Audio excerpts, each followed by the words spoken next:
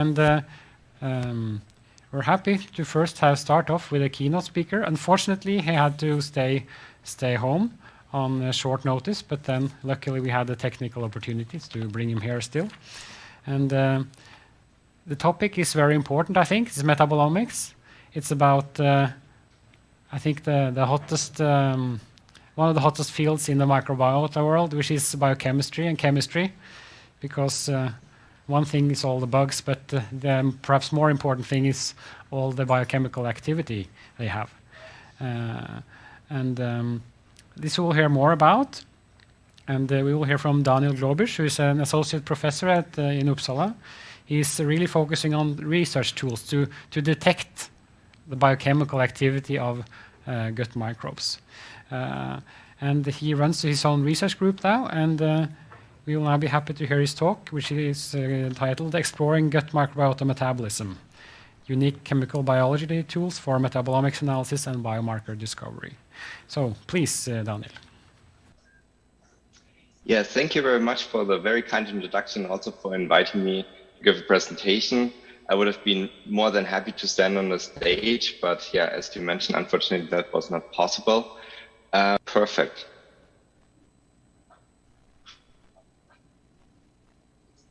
Okay, now I think it looks good. Yeah, thank you again very much for the kind introduction, for inviting me. I'm more than happy to speak here and to present my research line. And yeah, I work at Uppsala University, and I will introduce you into the chemical biology tools that we have developed and also are developing for the future. So in front of this audience, I don't need to impress you how important the microbiome field is. But what I would like to mention is that, yeah, we are outnumbered by microbial cells. And while the numbers differ, as we all know, between 1-to-1 ratio or 5-to-1 ratio, but roughly 1.5 to 2 kilograms of all of us are unicellular organisms. But what I would like to mainly point out is the higher genetic information. So while we have roughly 23,000 human genes, there are like about 9 million genes present in these microorganisms. And this comes along with a lot of additional biochemistry that our body cannot perform, and also many molecules that are produced that we are exactly interested in targeting, because most of those have never been detected before, as I hopefully will show you throughout my talk, and also have an unknown bioactivity profile. And as we know, so in our gut, the highest density of these microbial communities, where they exchange molecules with each other, where they degrade molecules that we cannot process by our body. And then these molecules are broken down to small molecules like polysaccharides into mono and bisaccharides that are then reinserted in human bloodstream and then can hit any type of target tissue in our body. And so I have been fascinated in this metabolism since nearly 10 years now, and I can show you why. So there's like this original paper from Gary Shustek, so one of the pioneers in metabolomics, where they identified very early on that the microbes are important to synthesize this indoxyl sulfate, a molecule that has been reported in many co-metabolism studies. And you can see that from dietary tryptophan, it gets digested to indole. Indole then ends up in the liver, where it gets oxidized and sulfated. I will come back to these processes later in my talk. And then reinserted in human bloodstream, then they are present to the human body uniquely from microbiome-derived molecules.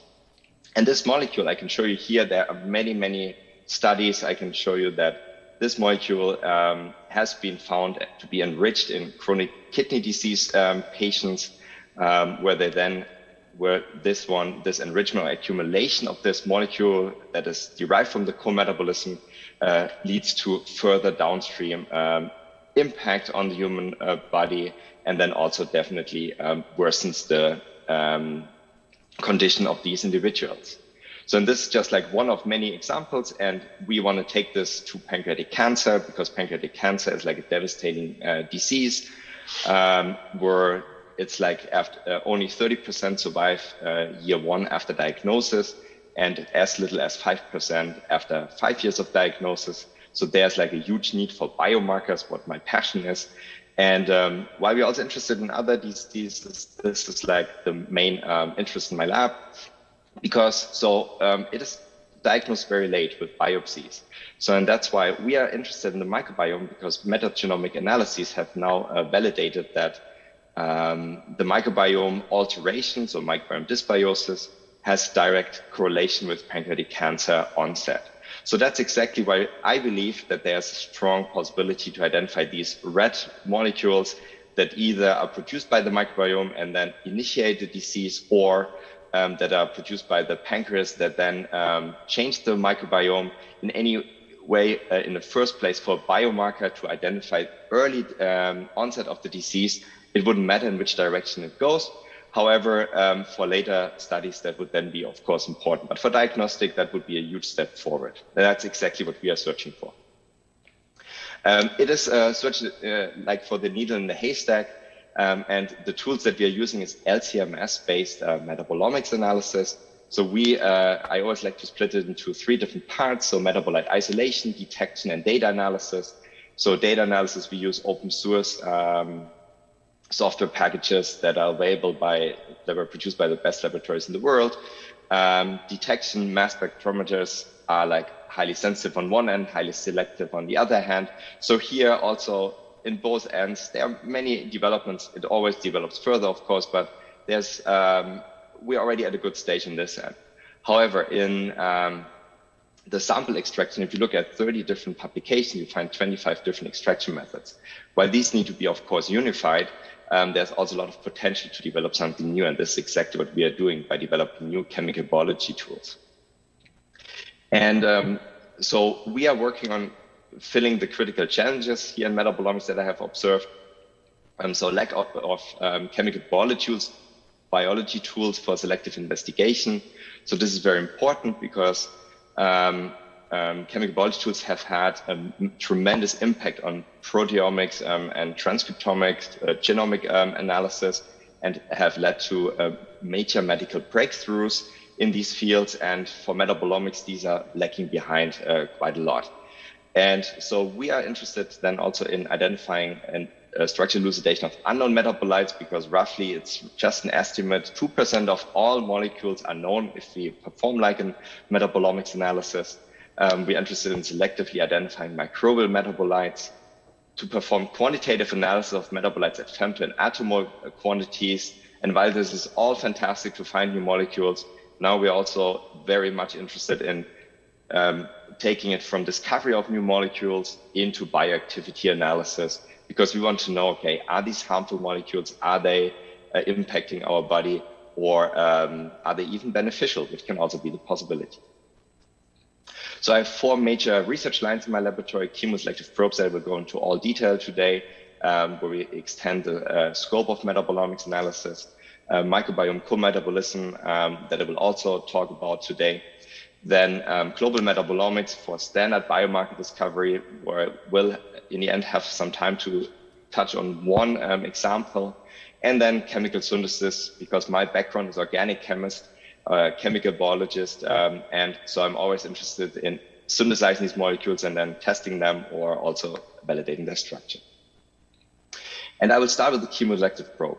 And this is what we have developed. So we have developed chemoselective probes that we can immobilize to magnetic beads. These magnetic beads can then be incubated with any type of human sample extract, mostly fecal samples. Then we can separate it with magnetic beads. We can capture metabolites based on their functionality, so ones that we're interested in. We can then remove the matrix, because the matrix always interferes with mass spec analysis, so we don't have any matrix effects in our analysis. We can cleave it with bioorthogonal cleavage site, and then directly transfer them after magnetic separation into a vial, and then perform our LCMS analysis. And this bioorthogonal cleavage site, there are many available in literature, but most of them are really harsh, like acidic conditions, reducing agents, basic conditions that would alter the metabolite structure. And since we are interested in keeping the structure as it is and not altering it, we had to develop our own chemoselective moiety. cleavage site.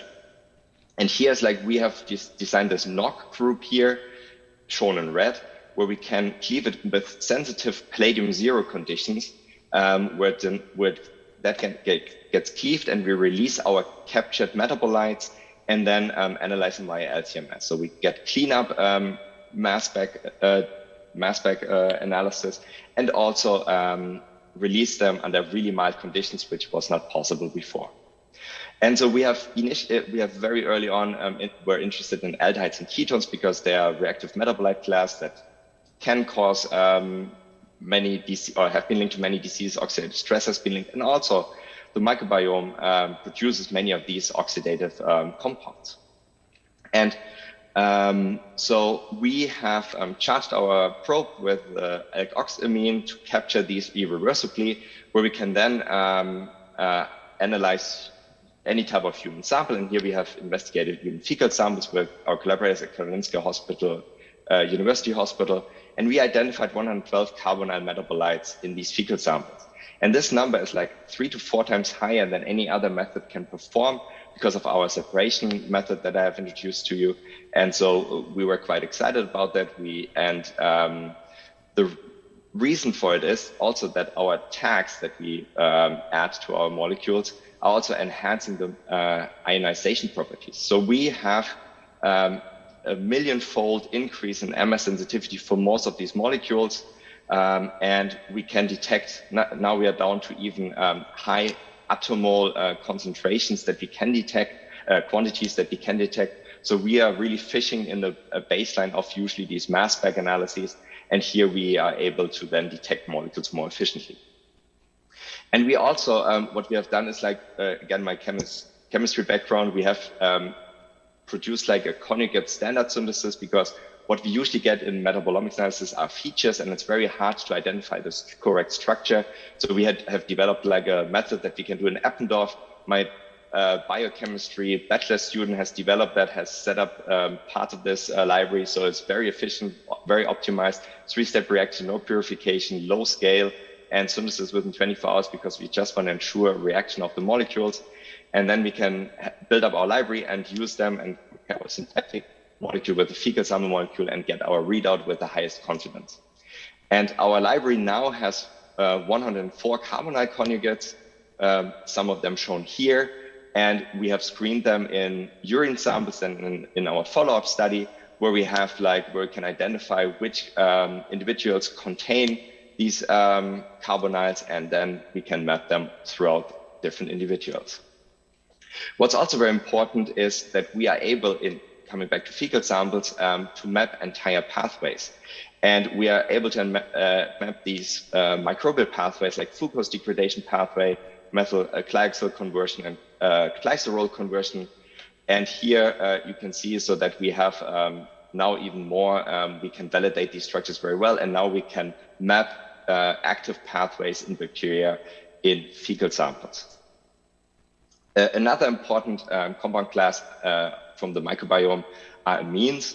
Amines are really rapidly produced, and we also in our initial study were focusing on them and identified, for example, 4 molecules that have never been identified before or validated before in these samples, and some of them have been associated to disease. We are always interested in also developing our methods further, so we have improved our method by activating it with a new reactive site that has more potential to capture these amines, a little bit more selective and also more applicable. And now we have identified in total 165 amine-containing metabolites. Also, this number is like 3 times higher than numbers reported in literature by other methods. And 39 validated the highest level, so exactly with this validation, so really high quality analysis that we perform. And most of these are also of microbial origin that we have identified. And again, also in this follow-up study, we identified several newly detected metabolites. And also what I would like to point out to is like the neurotransmitter GABA that is produced by a human intestinal bactericide species. And here we have, this was just like published last year, a paper where it was like validated that this is produced by this bacterium And so here we also detected it in fecal samples for the first time, as produced, what was reported just like last year ago. And here you can see that most of these molecules have also been linked to diseases, which we are now elaborating towards pancreatic cancer. And so now, while this was all very nice, and I'm really happy about what we have accomplished so far, our newest paper that we have published in the summer this year, QuantSchema, Quantitative Sensitive Chemoselective Metabolomics, what I hope will be the future of metabolomics, and also more will apply it, is like a semi-quantitative metabolomics analysis based on our method, where you can see like that we can compare two different samples. It doesn't matter which sample type it is. We have now done it for performed it for urine, plasma, and fecal samples, where we can fish out metabolites in each of these with the light and heavy beads. You might know this from proteomics analysis. For metabolomics, this is really rare and or not possible, where we work with an isotope labeled tag. So we have like, so one of the samples will be treated with the light beads or light tag, where we can then distinguish it from the heavy tag in the second sample with a mass difference of 6 Dalton. And then we can directly identify if this molecule was downregulated, not altered, or upregulated in sample 2 compared to sample 1. So, and I will show you, so this is the structure. I will not go into the chemistry too much here, but I just want to show you that we have found like a very efficient way to insert this carbon-13 label to then perform this analysis. So, and for fecal samples, this was like our test, because we also, with this 6 Dalton difference, we gained more confidence in capturing these carbonyl metabolites. And so we were able to identify 239 pairs. So pairs that are then metabolites. So here we also outcompeted our initial study, where we identified many molecules that have never been identified before, and we are now elucidating their structure. And also here, it's the sensitivity is key. So we even, as I've mentioned on a previous slide, we are even down to 500 attomole for one of our tags. So we are really scratching at the surface. And I'm very happy that we can really detect molecules in femtomole quantities. Then, just like for validation, we performed plasma and urine samples analysis from the same individuals. So we found like many molecules that were present in all of the plasma samples that we investigated, in the urine samples that we investigated, and also a huge overlap between plasma and urine. So we have now the tool to map them between plasma and urine samples very efficiently. We can identify alterations in each of them, and these were also taken from the same patients over 2 different time points. So, and then we can form this map, and so this is what we will now continue to monitor, like alterations of these highly reactive molecules over time in high-risk patients for pancreatic cancer. As I've mentioned, like the validation of molecules is very important. So we have like validated at the highest level, like many molecules that has never been possible before. And without going to too much detail into this table, I also want to point out that we have identified many molecules. I have not counted them now, that were detected for the first time in each of these sample types, which is due to our new method. And also with the slight alteration of our method, once we find a molecule of interest like here acetone, then we can modify it into a direct quantitative analysis, where we can then spike in our standard, perform our analysis as I've shown you before for any of the samples, and then with a calibration curve, we can then analyze and obtain hard quantitative values.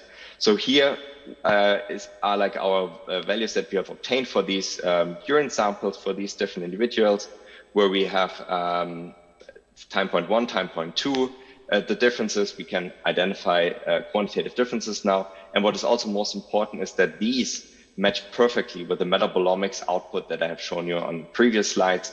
So here we have a perfect correlation from the quantitative data to the metabolomics output, which was also really satisfying.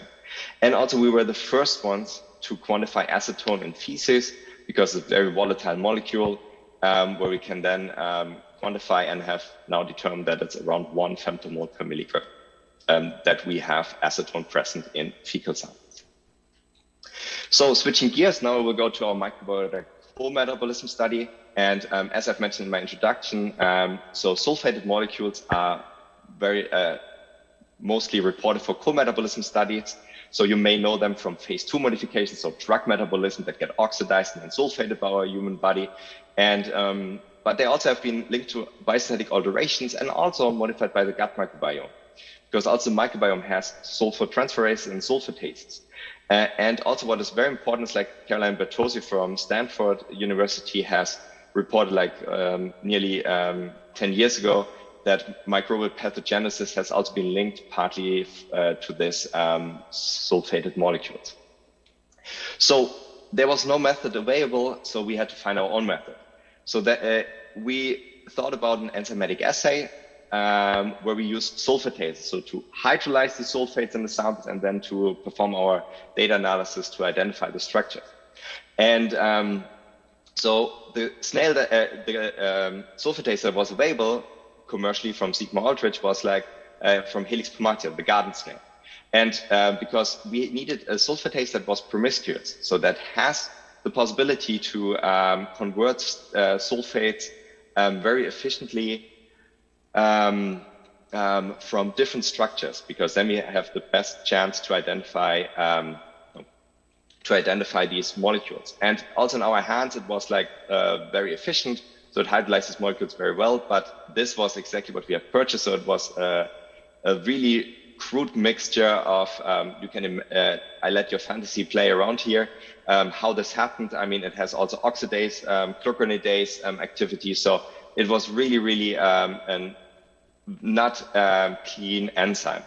So then I had a very talented PhD student who performed like a 4-step untagged purification, and we obtained our purified enzyme in the very last fraction after size exclusion purification.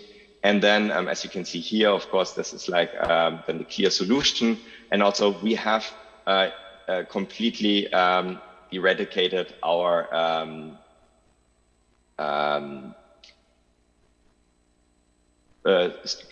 glucuronidase activity. So we have lost some sulfatase activity, but we have completely eradicated our glucuronidase activity, which was most important. And now we had clean sulfatase in our hands, and we could perform our analysis. So our analysis was like based on, we took one sample, we split it in two. We then treated one with aryl sulfatase, one with denatured sulfatase, because we want to resample the exact same mass spectrometric background. And then we had performed our data analysis after the LC-MS analysis, and then identified the differences in the metabolome. So this was very successful, as we have identified like 206 metabolites that carry a sulfate ester in our first study. And also here we put in a lot of effort in identifying these structures. And many of these molecules have been derived from microbiome metabolism and have been linked to diseases.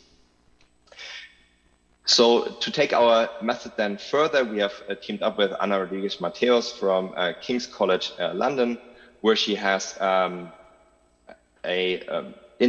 dietary intervention study, so where she recruited individuals that participated in taking a polyphenol-rich diet, which we know which has a huge impact on the microbiome. Also microbiome has a huge impact on the metabolism. And we've performed a 2-step analysis. The first step, we have performed exactly our same analysis with slight modification, as I will show you now. And then the second step, we have performed our so-called sulfatome analysis, where we have then mapped it over the entire individuals. So then these individuals have donated a urine sample before participating and after participating. And in our step 1, we have identified these structures. We have modified our method to save a urine sample and also enzyme. And then we have also performed taking a second enzyme, a second sulfatase that we have treated these samples with, to then also obtain a much wider spread. So we teamed up with a Chilean company, Kura Biotech, where they have an enzyme that is recombinant, so no purification needed, so huge advantage for us. And also it can hydrolyze indole-based molecules. And as you know, indole-based molecules are very important for microbiome metabolism investigations. And So then we also have to extend our scope for identifying more structures.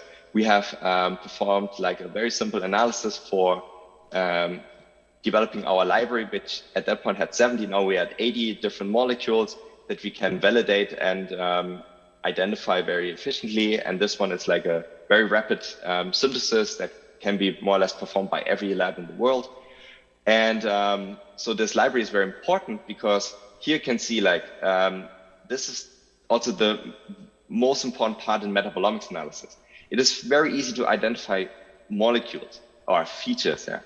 But I mean, to identify then which regioisomer it is very difficult because I mean, depending on which regioisomer you have, the biochemistry and also the origin is different. If it's like from human metabolism, if it's like from microbiome metabolism, if it's diet, that all can be read out of these, or most of it can be read out of these regioisomers. And so we are now able to identify them very efficiently. And in this study, we're able to identify more than 230 sulfated metabolites. So again, added 100 more to our initial study, then 135 metabolite structures and over 70 synthetic standards. And just to put it in context, so when we started investigating sulfates like 3 or 4 years ago, it was like there were only 60 to 70 reported in the major metabolome database. So more than 100 have been so far, or more than 170 that we have identified so far, have been ignored or are not being considered in most metabolomic studies. So here we are contributing to the field and also identify molecules that have never been identified before. And then perform our sulfatome analysis where we are able to identify individual changes. So we took these 236 molecules and then ranked our individuals based on increased sulfation and decreased sulfation. So here we are able, in this very small or fairly small sample set of 22 individuals, we are now expanding to 100. We believe that we can identify like some metabotypes. And also what we can do now is like we can look into individual molecules and then identify how they have been changed in most of these individuals. So in 28 significantly older metabolites are shown here. Some of them we have not identified the structure yet. That's what's ongoing right now. And then you can see here that most of these are upregulated in these individuals, but not in all of them. And also in some of them downregulated. So this might be a measure for their previous diet. And then we have the major components. So from these diets that we have, soybeans, flax seeds, and raspberries, are in the first place digested or metabolized by the microbiome. And this is very important because all these molecules, downstream molecules, are either a product from microbiome metabolism or are then also further metabolized by the human body. And here we also identified in these, like the sulfated and partly also sulfate and glucuronidated molecules, 11 previously unidentified dietary metabolite markers. And so we are also, as mentioned before, we identify many molecules that are linked to microbiome metabolism, and now we are at over 35 of these metabolites. And we also discovered in this study more than 33 new unknown sulfated metabolites where we validated the structure at a very high level that can be linked and categorized into 4 different categories plus 1 that was still fairly, where they're more or less mixed. And yeah, so to finalize my talk, so I want to give you a little glimpse into a global metabolomics analysis, because also here we always find new molecules and also always a link to microbiome in any type of our studies. So, so we are not limited to any, we're not limited to any sample type, because for biomarker discovery, we need to look into all kinds of different samples. So urine samples, fecal, plasma samples. We also have started on tissue. Bacteria with the Center for Translation Microbiome Research at Karolinska Institute. We work with very closely on bacterial cultures, and also cell line samples we are working with quite a lot. And so I want to introduce you very briefly into the study in my remaining few minutes. That study with Iben Lundgaard from Lund University, where we have looked into a mouse model, where mice were sacrificed at night and or during their sleep time, during the day, and at wake time at night. And then we have homogenized their brain regions, because we looked into 4 different major regions of interest. We have homogenized them, and then with a very specific lysing matrix. And then we have performed our LCMS analysis, and then performed the data analysis and identified the differences between day and night. And so in our initial output, we could see differences between the brain regions, which was very good and also expected, but also many differences between the sleep and the wake state of these mice. And with the major changes in the cerebellum, cortex and hippocampus, followed by the hippocampus. So this was really exciting. And then I will just show you like 2 examples. So ergothioneine, a gut microbiome derived metabolite, which is very important for its redox potential, has been identified by us to be different in concentrations, first of all, in different brain regions. So this was really, really nice for us to see, and also shown for the first time, and also between sleep and wake for the first time, or significant differences. So this was also very striking, because that means like a molecule that is produced in the gut is then through the gut-brain axis transported into the brain, and in here it has a significant difference between day and night. So there must be some sort of function behind it. And then we also have mapped them with other thiols, because thiol-containing molecules are really important for this redox household in the brain. And so here we also found some correlations between ergothioneine and, for example, glutathione, which we're now exploring further. And then, as I've mentioned before, I'm always interested in identifying, or in all of our studies, we identify new molecules. We found like an isomer A for beta-cycloglutamate. That is like a neurotransmitter that is known to be important for the development of the brain. And so this was very interesting, only present in the cortex. So there it really seems to be a very important function. And we have performed synthesis and have validated our the second molecule, the most present molecule, validated structure at the highest level. I won't go into details now. And then also matched it with different other neurotransmitters that are mostly prevalent in the brain and are mostly investigated to be neurotransmitters, where we identified like a correlation with N-acetyl aspartate. And with this, I would like to close my talk, and I hope that I could convince you that we have developed some really useful tools to investigate the microbiome host interaction. And here you can see in the background, like the metabolic pathway map from our human metabolism. So this one will be filled with the interaction with the microbiome over the next decade. And I have a huge passion to contribute to this with my lab as much as I can to fill these gaps. And then I hope that at a later stage, we might have a 3D map where we can then map the metabolism with disease development and then also identify diseases much more efficiently. And my final slide, I would like to thank my group members. Without them, I wouldn't be standing here. I'm very happy about my international group. Many collaborators that I have to thank, former members, funding agencies, and thank you very much for your attention. And I'm open for questions.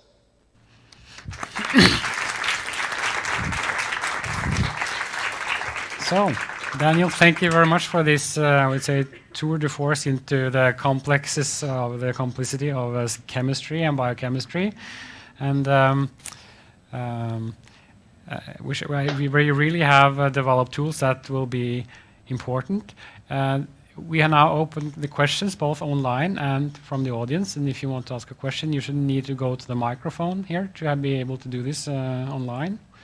And while you are thinking, I have a question, because I think for us here in the audience, I guess one of the big questions is really related to the material and so on. And of course, blood and plasma, it seems like it's straightforward to use, but for instance, stool samples, how to handle them and how much do this affect the analysis and so on. Do you have like general comments to someone planning studies, for instance? Yes, so this is a very good question, also the most important that we deal with nearly on a daily basis. So yeah, as you've mentioned, like taking a plasma sample at a certain time point is very easy. You just go to the doctor, it will be withdrawn. Urine sample, we can also have our functions. Someone to donate a fecal sample is not that simple on the spot. So that's why, but the entire field is dealing with it. So far, we have limited options to preserve it in a safe way. If we ask our individuals to collect them at home, because there's at this point no other possibility. So there is always like a little bit of a delay time before we really can freeze it then in -80. So, but on a positive note, so when I go to conference, I mean, before COVID, of course, you know, there are these large-scale studies where they look into fecal samples and they find like these correlations and these you know, correlations on a popular-based or or population-based studies. And here it's like, and I've also asked them how they collect the samples. Everyone more or less collects them via mail. So it's really, really strange that this really happens because, I mean, it's very hard. You cannot really ask someone to knock from door to door to collect these samples. So it's very difficult. But I mean, all the studies that we have done so far in-house and also all the studies that I have read on fecal samples, while there might be some degradation, also the microbiome is partly active, the data that has been obtained so far looks very reproducible and also very promising that it is valid. There are some companies that work on developing some tubes that can be used then, like for example the fecal samples for the metagenomic analysis, which has this RNA or DNA later to really preserve the DNA and the RNA. So there's a company that works on developing those, but we haven't tested it yet. We will test them most likely very soon, because that should be also then possible for individuals to test, to use them at home. But I think that's exactly the next step that we need to take in this process. Yeah. Well, thank you. I think hopefully there, because I think that's critical importance. One thing that we, of course, wonder about is that we want to have, in this field, we are really at the starting point. So if we really want to find some fingerprint of microbial activity in our disease and compare it with controls. So where should we start to look then? Should we start in the blood or urine or fecal samples? So I think it depends on your research question, but I thought I highlighted my research question. What's going on in the disease? Yeah. So I think like, so the fecal sample is the sample type of origin. So where the microbiome produces molecules. In the plasma, we can see like the interaction of the microbiome metabolism and the human metabolism, because everything is mixed there. And then urine samples, we see the definite output. So in the end, for understanding a disease, I would go for plasma samples and tissue. For understanding the origin of the molecule, I would go for fecal samples if it's microbiome linked. And towards diagnostic, I would go for urine samples. I don't know if that was. I think that's a very. I think that was actually a great answer. Thank you. You can just move forward if you want to ask questions in the audience. If not, I'll just continue. You have a question, Peder? Hi, can you hear me? Yeah. Oh, great. Thanks. Thank you for the talk. It's very interesting. So I was wondering, when we get our data back, we do a metabolomic analysis, and we have like, say, 2,000, 1,500 metabolites, and we are wondering them, which of these are microbial and which are both from human and from the microbes. Do you have any like good databases available or any way forward? I mean, of course you can go and do functional studies to find out, but this is time intensive and yeah. This is a very good question. I get this asked all the time. So it is a lot of tedious work. So we read a lot of literature, what has been reported before. the HMDB, so it's Human Metabolome Database, has like the possibility to look for fecal molecules, which is the closest you can get to microbial molecules. We have a molecule or metabolite library, an authentic metabolite library from fecal metabolites. So that's where we can also correlate. But I mean, without but I agree with you, without any functional studies, it's very, very difficult. The only thing, as I've shown with the dietary intervention study, so there the possibility is that, those molecules that need to be broken down in the first place by the microbiome are somehow linked to micrometabolism. Even if some downstream molecules are then converted by the human host, I would still consider them of microbial origin. So that's exactly how we link them. But I mean, everything else, there are no good databases yet. So I think like GNPS from UC San Diego is like a new database where they are aiming for identifying the origin, and they're putting a lot of effort in. And I think that might be, but I mean, it's in the development right now. So we'll have to wait a bit. And also wondering, you said, so we're looking for the needle in the haystack, and I think when you're moving down to the attomolar range, that's definitely what you're doing. But what is the kind of, do you think, of course this will vary from metabolite to metabolite, but is there some kind of lower limit of when a metabolite can exert any biological activity in humans? That's a very good question. So here, I think if we go for drugs, everyone tries to identify drugs that are like in the nanomolar range, or nanomolar concentrations and even lower. So I think like any molecule, if it's potent and hits a target, fits perfectly to a target, it can have some effect. So I don't think there's a lower limit. Of course, there might be a lower limit, but I think it's more or less like what kind of target it hits. Because I mean, the interaction with the human body, I feel like the concentration in nanomolar range would be possible, maybe a little bit lower, but I feel like nanomolar range, I would consider this to be definitely a possibility. But if it's like between bacteria, for example, if you look for new antibiotics, then the concentration must be much higher because you target so many more bacterial cells, they replicate, so there are many more mechanisms, so then it would be much higher. Okay. Thank you. Thank you very much, Stanley. I think time's up. It's really great that you were able to join us here online, and thank you very much for the discussion, and I hope that we can communicate later on. Thank you very much for having me. Yes. Okay, thanks. Goodbye. Thank you. Bye-bye. Very good. I think we should aim for a break, but I think we need also to start at 11 sharp.